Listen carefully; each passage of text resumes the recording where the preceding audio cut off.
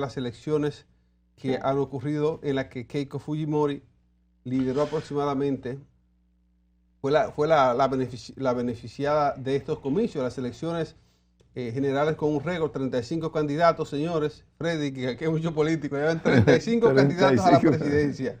Las encuestas a pie de urna de Datum o Ipsos coinciden en lo principal, que Keiko Fujimori lidera con aproximadamente 16.5% de los votos, pero el segundo lugar es un empate técnico entre 4 nombres. El ultraconservador Rafael López Aliaga con 12%, otro de la izquierda que es Jorge Nieto con un 11%, heredero del heredero Pedro Castillo, Robert Sánchez con 12%, así que ahí se armó. ¿Tú te imaginas aquí, Freddy, tener un reguero de gente, empates aquí? Empate y... Con el calor que coge la política en República Dominicana. Y con los expresidentes apoyados, que Keiko Fujimori es su 4ª vez que intenta ascender a la presidencia. Sí. Pero entonces Keiko es hija de Alberto Fujimori. Fujimori tuvo una dictadura de 10 años en Perú, cuando logró derrotar a Mario Vargas Llosa. Todos los escritores no somos gran vaina.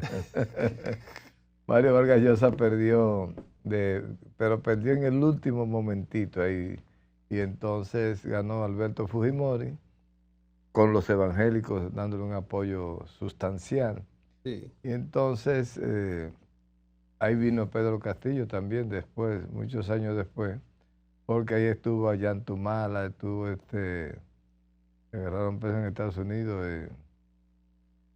que se fue a vivir para Estados Unidos, el presidente. Sí, el cholo, es un cholo. Sí. Sí, el cholo es un cholo, indígena. Lo tengo en la cabeza, pero no recuerdo el nombre. Bueno, parece que no fue tan impactante que no nos recordamos ninguno. Pero el hecho es que la historia de Perú es triste y es penosa, porque ha de saberse que mire, Perú tuvo 5 presidentes como en 2 años.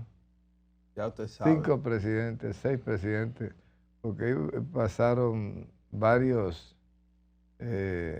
presidentes que fueron destituidos por procesos institucionales, ¿entiendes? El Congreso destituye con una facilidad tremenda. Sí. Hay presidentes que duraron semanas ahí, unas cuantas semanas. Mire, Y entonces han sido destituidos. el tema de las elecciones que pasan en Sudamérica, en la región nuestra, son de admirar. Miren qué ha pasado aquí, señores. Hay un problema, además del problema de la logística, más de 200 mesas no se pudieron instalar. O sea, que quedaron 63.300 electores sin votar. El tema de organización de estas elecciones fue complicado. López Aliaga ya habla de un intento de fraude. Hay que ver, Humberto y Freddy, lo que Trump va a hacer en la de medio término allá. Trump dijo a modo de chance allí en Estados Unidos, vamos a ver si por estas complicaciones obviamos estas elecciones de medio término. Sí, yo lo anuncié aquí hace 4 o 5 semanas. Eso dijo Trump y dijeron sus seguidores. Pues ya lo dijo, ya Trump lo dijo. Y claro, lo dijo. Y dicen sus seguidores que era un modo de chiste, que fue a manera de chanza, que él no... Chance, Trump nada lo dice a chance. Bueno, pues eso pasó. En Perú, para no irnos de Perú todavía, es importante saber que hay una sociedad muy dividida, muy dispersa, muy segmentada. Sí. Entonces, esa segmentación le quita fuerza, porque solo que el que ganó las elecciones tenga un 16% y el otro que le sigue tenga un 12%. Está hablando de una carencia absoluta de liderazgo. Porque, ¿cuál es o de aglutinación de liderazgo, porque están muy divididos. Muy dividido, está fragmentado de una manera atómica. Y entonces, yo te digo lo siguiente. ¿Ustedes saben cuánto es el 16% de los votantes reales? ¿Cuánto representa de los que debieron haber ido a votar? Tú puedes estar seguro que no pasa de un 7%. Entonces tú vas a ser presidente de un país contando con el 7% del apoyo de los ciudadanos de ese país. Yo te digo porque, ¿cuánto es la abstención en Perú? De seguro ronda cercanita al 50%, 40%. Y aparte de la atención, vimos el tema del desorden por la falta de mesas. O sea, falta de mesas. Que no pueden 200 mesas que no van a votar. Armar. Entonces tú dices, sacó al 16%, pero ¿de cuánto? Votaron 2.800.000. Bueno, pero podían votar 6 millones. Entonces está haciendo el 16% de un 40% que votó. Es una barbaridad. Cosa más grande dicen los cubanos. Humberto, sobre todo esto, hablamos de los intentos que ha hecho Keiko Fujimori de alcanzar la presidencia.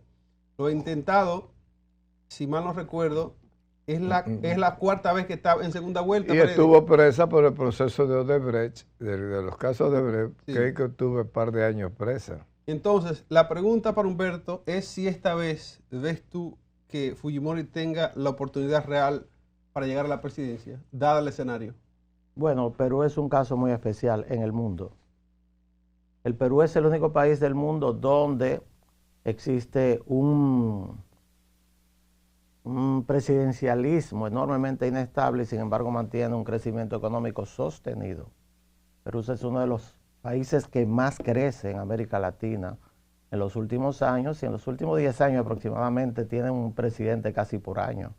Digo, 6, 7 presidentes, con un sistema político que está enormemente fracturado. Simplemente para aclarar, en este momento ya se han contado el 50.02% de los votos. Yo anoche estuve siguiendo las elecciones.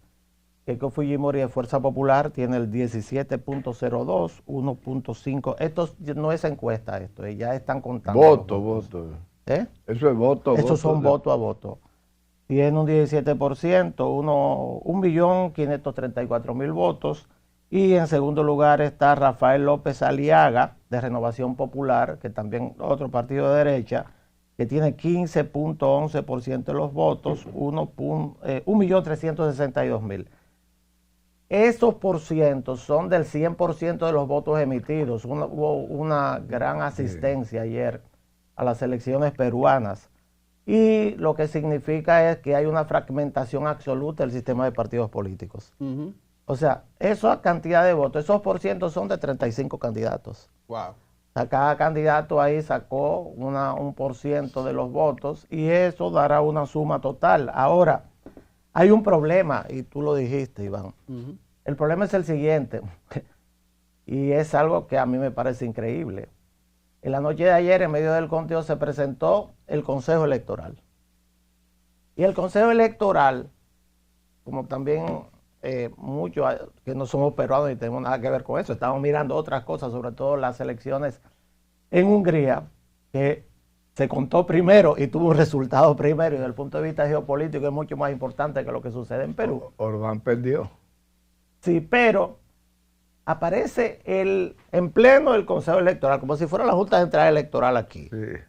Y dicen que no se pudieron presentar mesas en Lima, porque también hay otras mesas que no aparecieron, centro de votación, en barrios de Lima, más de 200, y que esa gente va a votar el día de hoy.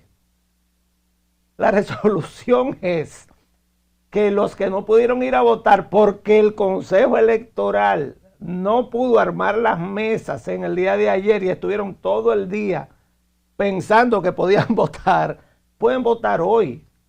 Pero eso es una de las cosas más estúpidas que yo he oído en mi vida, porque ya se sabe el resultado. Yeah. Y si se sabe el resultado, el voto es totalmente sesgado. Y al ser sesgado ese voto, o sea, ya se sabe quién ganó, quién perdió. El que va a votar por uno de los dos que no clasifican, ¿qué va a hacer? No va a votar, ¿y para qué? Hay gente que no vota, que no se haya contado. ¿Verdad que sí? Porque hay un rumor de que no voy a votar mi voto. O sea, como que no tiene sentido todo esto, y es un problema de mecánica electoral que probablemente invalide esas elecciones, ¿eh? Esas elecciones tienen problemas ahora, porque claro, los que perdieron van a gritar fraude. Y Perú va a seguir en esa inestabilidad política que ha caracterizado el país durante los últimos años. También ayer se elegía el Congreso peruano, que era unicameral, que era el que se llevaba a todos los presidentes, y ahora, por una modificación constitucional, será bicameral. O sea, va a haber Senado y también Cámara de Diputados. ¿Qué pasará? No lo sé, porque no está todavía en la prensa. Eso es importante. Mira, desde lo económico y social, Perú ha pasado una década muy complicada.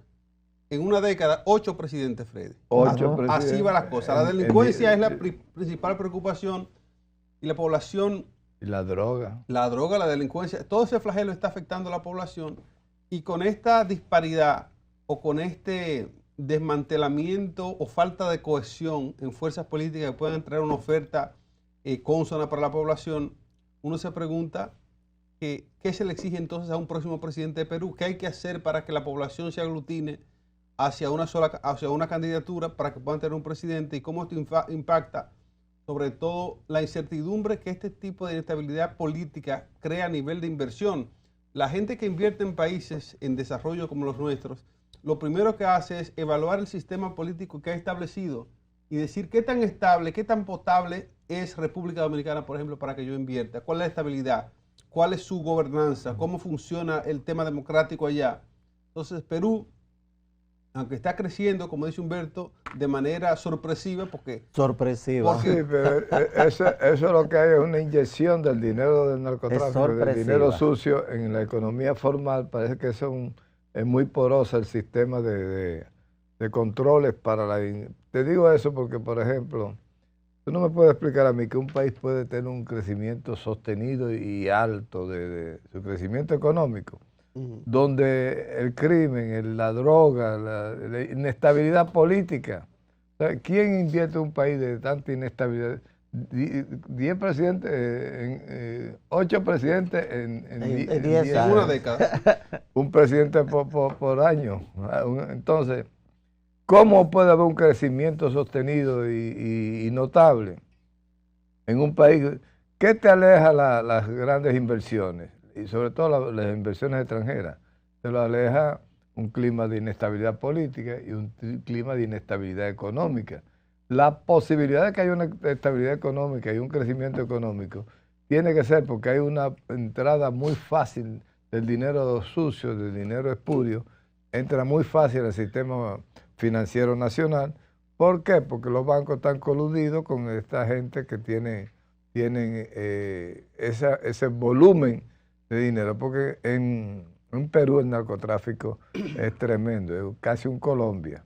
Y entonces hay que... Keiko Fujimori, está sacando el 5% de los... Tenían que ir 27 millones de votantes ayer a sufragar para elegir un presidente. 27 millones de votos. Eso estamos hablando dos veces la población dominicana. Y resulta que la que ganó, entre comillas, la que quedó en primer lugar, sacó 1.400.000 y pico de votos, 1,5 millones de votos. 5% de la votación del que... Entonces, ¿cómo tú representas a un país si cada 95 de cada 100 no están contigo? Tú tienes 5 de cada... Si tú coges 100 personas y las metes en este estudio, y de esas 100 personas, hay 5 que están contigo, pero hay 95 que te quieren entrar a palo. Entonces es una situación que nos habla mucho de un sistema democrático que es un parapeto, que realmente nunca ha podido... Cuando dicen, que el socialismo es un fracaso, que ha fracasado en todos los intentos. Yo quiero que me presenten modelos de éxito del capitalismo, que me digan en qué país del mundo la democracia ha funcionado. Ya empezó el pleito por la mañana. Son matices que se mueven a partir de los intereses que le conviene. Primero la macropolítica, la geopolítica. No, porque ese argumento es tan malo que ni siquiera vale la pena rebatirlo. Qué bueno, hace bien porque... Ahí está. Así es, mire, tenemos que otro tema, señores. Hace bien, no, porque la democracia no ha resuelto ninguno de los problemas básicos de ninguna sociedad. Yo no voy a entrar en ese tema, pero yo no voy a entrar, Iván, yo no voy a entrar en ese, perdón. Yo no entro en ese tema, pero sin embargo es la misma situación que la República Dominicana. Vamos a ponernos claros. La República Dominicana votó el 50% y tenemos un presidente que es un presidente constitucional con un 26% de los votos nacionales. 75%, usando esa misma regla, pues apuran del presidente Luis Abinader que tenemos. Eso es parte de todo el juego, si se quiere, democrático. Así es. A continuación, esa es la verdad. A continuación vamos a hablar de uno que sí ganó, pero antes termino con esto. El balotaje, señores, es para el 7 de junio, lo que va a pasar en Perú, el fujimorismo duro contra la oposición fragmentada. Eso va a ser el 7 de junio. ¿Verdad? Ojalá que haya y que funcione y que alguien gane. Ahora sí hablamos de alguien que sí ganó Sí, con ay, votos ¿verdad? importantes. Eso es en Hungría. El conservador pro-europeo Peter Magyar, de 45 años, arrasó en las elecciones legislativas de este domingo. Más del 53% de los votos, 138 escaños de 199. Ustedes no querían, cojan ganancia ahí. Esto es una supermayoría que le permite reformar la Constitución si quiere. Víctor Orbán, el hombre que desafió a Bruselas durante 16 años, reconoció su derrota por teléfono. La participación fue histórica, 79.5%, síntoma de un electorado cansado. Magyar surge de una historia de rompecabezas. El funcionario de Fidesz se divorció de la ministra de Justicia de Orbán, le grabó admitiendo corrupción y encubrimiento de abuso. O sea, es lo que está pasando, señor. Una cosa, La grabó. Es verdad. la grabó. A la gente lo que está es compensándole los cuernos. Esos matrimonios y fundó su propio partido. Se quejan aquí de que Leonel y Margarita, pero no. ¿Cuál es el símbolo, pero cuál es el falta- símbolo del partido? Pero falta una parte de la historia ahí. Sí. La parte de la historia que falta es que su mujer, o su exmujer, después que se divorció, como si un ataque furibundo con temas personales contra él Sí. en la prensa de Hungría. Sí. Y su reacción fue presentar una grabación que le había hecho anteriormente y la presentó públicamente de ella admitiendo corrupción. Porque falta esa historia, él lo empujaron Hay también. muchas cosas, porque por ahí anda Melania Trump haciendo comunicados de que Bueno. yo no conocía a Trump Bueno. vía Epstein. Sí, pero los videos que están subiendo dicen todo lo contrario. Ah, Porque ella parece muy chivirica ahí. señores, la boquita que pone Freddy de chimoso cuando hace esas cosas, es un gustico. Y una información al margen, el Congreso de Hungría tiene electo ya y van a asumir el 97.2% son de derecha. Es el Congreso más derechista Y de es toda tan Europa. estúpido ese Congreso. 97% son de derecha. Señores, una pregunta para Freddy Guasvivas. Este triunfo, lo que significa para la Unión Europea, Ursula von der Leyen dijo ya que el corazón de Europa late con más fuerza en Hungría esta noche. ¿Es para tanto, Freddy, esta victoria? ¿Qué significa para la Unión Europea? Mire, yo pienso que la Unión Europea está en un proceso de decadencia tan vital que si no es capaz de diseñar estrategias de posicionamiento político mejores que lo puedan rescatar, porque tú dices, bueno, ¿cuáles son los líderes de la Unión Europea? La von der Leyen esa es una gallina cacareca, de esa culeca. Y entonces tú tienes que Macron, que es el que está sacando un poquito la cabeza, pero entonces en España, Pedro Sánchez ha cogido el liderazgo del movimiento un poquito, se podría decir, antitrumpista, porque aunque en realidad es un movimiento que lo que dice no a la guerra y fuera Israel, sencillamente es porque no es todo el mundo que le puede marchar a Donald Trump. Entonces, ¿qué está pasando con estos triunfos? Tú vas a ver un periodo de luminosidad provisional de la derecha, porque sencillamente hay un mundo que está revuelto, que está convulsionado. Sin embargo, ¿qué es lo que va a pasar en esa Europa de este momento? Señores, el mundo unipolar, monopólico, del control hegemónico que tenía Estados Unidos sobre los demás países, terminó el mismo día en que Estados Unidos e Israel invadieron Irán. Digo invadieron porque en términos aéreos hubo una ofensiva tan devastadora que fíjense que la guerra que debió haber durado, según Trump, 3 días, ya va para 8 o 9 semanas. Entonces, ¿qué nos tiene? Ese mundo unipolar de Estados Unidos que daba órdenes a Europa se acabó. Vayan todos, vamos todos juntos, mándenme fuerzas europeas para desbloquear el estrecho de Hormuz. Y entonces nadie fue. Tú convocas una fiesta en tu casa, compras mucho vino, mucha cerveza, mucho picadera, y de repente tú te sientes en la puerta a esperar a los invitados y no aparece ninguno. Ninguno, no es que fueron 3, sí, 7, no fue ninguno. Entonces, se dio cuenta Trump que ya la pava no pone donde ponía, porque resulta que Europa ya no estaba mirando con ese hipnotismo del imperio, de que, no, aquí se va a hacer lo que diga Estados Unidos. Ya no. España ha dicho no a la guerra, y dice Meloni en Italia, no queremos guerra, y entonces Alemania titubeando ahí, no quiere guerra Alemania. Tú ves a Inglaterra como que sí, que no, yo voy a mandar un barco a vigilar y a patrullar. ¿Qué es lo que te quiero decir? Que el mundo unipolar murió. Aquí hay que tomar a China como una potencia, aquí hay que tomar a Estados Unidos como una potencia, pero tú tienes que pensar que Europa como un todo, como Unión Europea, también son una potencia, pero tú tienes ahora en fila a la India, a Pakistán, tú tienes el mismo Turquía. ¿Tú crees que Irán que Israel se puede enfrentar a Turquía? Se lo come vivo con salami y huevo. Sí. Entonces, ya la situación se presenta un poquito difícil. ¿Por qué? El único que no sabe que perdió la guerra es Donald Trump. Después todo el mundo, hasta en sus alrededores, todo el mundo sabe que hasta el Vance, J.D. Vance, tiene posiciones que no está de acuerdo con lo que está haciendo Trump, pero como vicepresidente, la prudencia le aconseja ser prudente y ser por lo menos decente con Donald Trump en su derrota y no estrujársela en la cara. ¿Por qué? Porque él pasaría a ser el beneficiario directo de un descalabro de Trump como figura política. Si Trump se le hace un impeachment ahora, el 3 de noviembre, cuando se pasen las elecciones y el Congreso cambie de mano, ya el beneficiario directo sería Vance. A menos que los congresistas no sean tan osados y digan, no, los dos se comprometieron a ese delito. Si uno cometió prevaricación, el otro también. Y entonces tú te vas yendo por esa línea y resulta que nosotros vamos a tener una Europa dividida, una Europa donde se está formando varios frentes. Europa tiene 3 frentes ahora.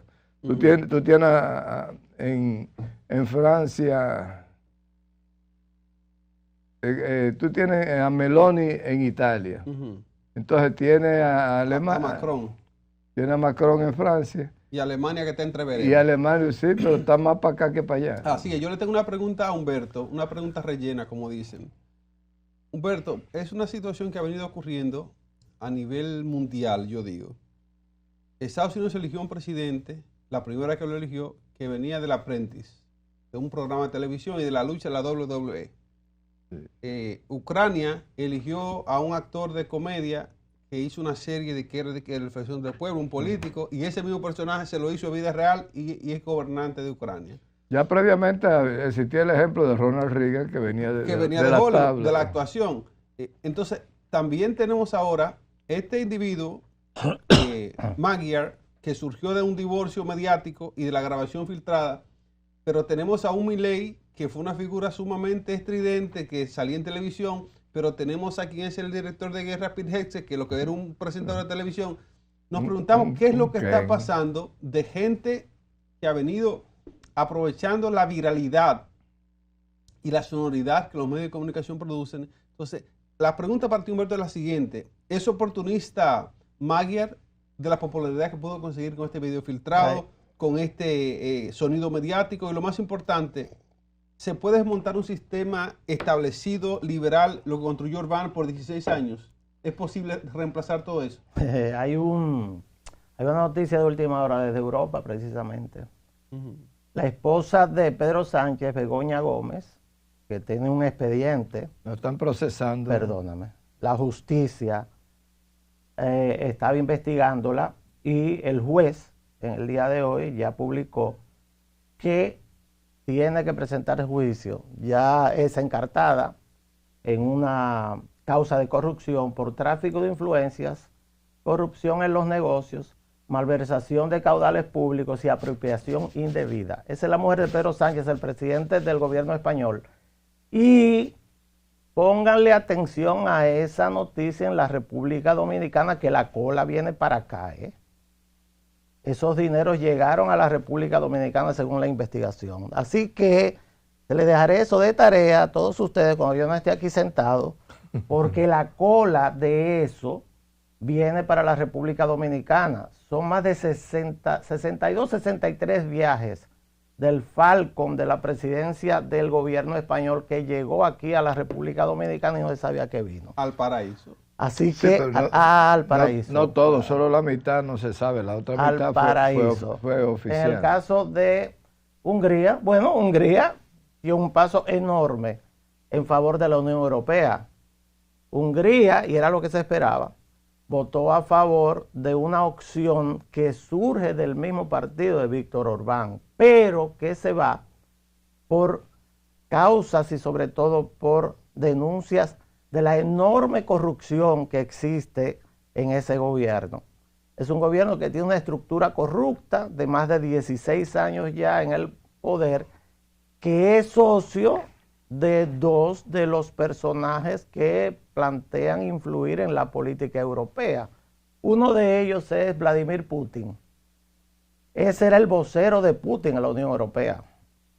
Incluso se habla de que fungía de espía de Vladimir Putin contra Ucrania. Ucrania está celebrando en el día de hoy porque inmediatamente Víctor Orbán entregue ya lo que es la cabeza del gobierno de Hungría, la Unión Europea podrá desbloquear 96 mil millones de dólares, de euros más bien, que tiene que entregar a Ucrania, que están aprobados y que él los tenía bloqueados. Hablamos también de una fuerza en el Parlamento Europeo, donde Víctor Orbán daba órdenes a un bloque de varios países europeístas, de Europa, perdón, no europeístas, es decir, que plantean por qué la Unión Europea, la UE, se disgregue, se convierta por nacionalismo, cada uno en un país diferente, pero definitivamente esta derrota es muy importante desde el punto de vista geopolítico. Y el otro que surge derrotado de las elecciones de Hungría es Donald Trump. Donald Trump apoyó públicamente a Víctor Orbán. Es la primera derrota de Donald Trump, de un candidato apoyado por Donald Trump en cualquier parte del mundo, sobre todo en América Latina, ganó todas las elecciones. Este es el primero que pierde. Víctor Orbán, que es un personaje muy peculiar, que no esconde lo que son sus intereses y sobre todo sus filiaciones políticas, que viene del comunismo, por supuesto, de Hungría, pues aceptó la derrota tempranamente porque hubo una gran movilización popular en su contra y definitivamente, más que un candidato mediático, lo que es el nuevo premier de Hungría es un político de carrera. Político de carrera que sacrificó su carrera política para favorecer a su mujer. Su mujer era la ministra de Relaciones Exteriores de Hungría por bastante tiempo en el gobierno de Víctor Orbán. Y él fue funcionario del Ministerio de Relaciones Exteriores en el exterior de lo que es, incluso estuvo en el Parlamento Europeo representando a Hungría como parte de esta coalición o parte de este partido que fue el que gobernó Hungría durante los últimos 16 años. Sin embargo, diferencias conyugales, probablemente diferencias políticas internas en una casa han provocado todo esto, porque él solamente hace 2 años era un personaje totalmente desconocido en la política de Hungría. Su mujer lo opacaba permanentemente por su voluntad propia. Incluso se habla de que él se quedaba cuidando a los niños en la casa. O sea, que él cuidaba a los niños mientras su esposa se dedicaba a hacer política. Al final se separaron. Posteriormente hubo un par de escándalos alrededor de ellos. Sobre todo ella lo acusó de maltrato conyugal. Esa fue la acusación que le hizo su esposa. Él se defendió y la defensa llevó a que aparentemente él había tomado, o no aparentemente, él había tomado algunos vídeos y había capturado algunas expresiones de ellas intra casa, o sea, dentro de la casa, que usted en la casa dice lo que le da la gana probablemente y sobre todo con su pareja, la grabó y al grabarla se quedó con esa arma y poco a poco fue poniendo en la prensa de Hungría lo que fue un arma terrible contra su esposa y también contra Víctor Orbán. O sea, un desconocido, 43 años de edad, nació en 1981, es una persona sumamente joven y Europa hoy Si está nació en el batiendo 81, palmas. son 45 años. Miren, 45, así bueno, es. está batiendo palma Europa, está Así es. aplaudiendo la llegada de un nuevo presidente de lo que es Hungría ya en esto. Creo que le va bien a Europa con este tema porque lo unifica. En su discurso de victoria, Freddy, dijo Magyar, dijo lo siguiente. Dijo, Hungría volverá a ser un aliado orgulloso y fiable de la OTAN. Exacto. Eso en medio de una tensión con Rusia, que sabemos que se está viviendo, es un giro de 180 grados respecto a la política de Orbán. Entonces, ahora con esto nosotros pasamos al siguiente tema, o si quiere aportar eso. Una pequeña aclaración a Humberto, que tiene validez lo que él dice, pero solo para aclarar, que tú decías que es la primera derrota que sufre Donald Trump desde que es presidente por lo de Hungría, ¿verdad? Y yo te digo que en el exterior, en el extranjero, porque Donald Trump va perdiendo todas las elecciones. Yo lo dije. Mire, usted tiene una fijación con Donald Trump, suéltelo. Usted no ve que yo admito de que sufre derrota, que es un ser humano. Yo no soy trompista, o sea, no tiene que hablar, yo no soy trompista, ni soy del MAGA, yo no soy nada de eso. Nada de eso. Pero yo soy un analista que se sienta aquí, respeta al público y mi tema ideológico no va para ellos. Simplemente yo lo hago en un relato, yo lo dije. Ganó con Milei en Argentina, ganó con Papi a la orden en Honduras. O sea, él ha ganado todas las elecciones, 2 o 3 elecciones que ha apoyado en América Latina. Fuera de Estados Unidos. ¿Perdón? Digo que fuera de Estados Unidos, porque en Estados Unidos él ha perdido todas. Yo lo dije. No todas. Así es.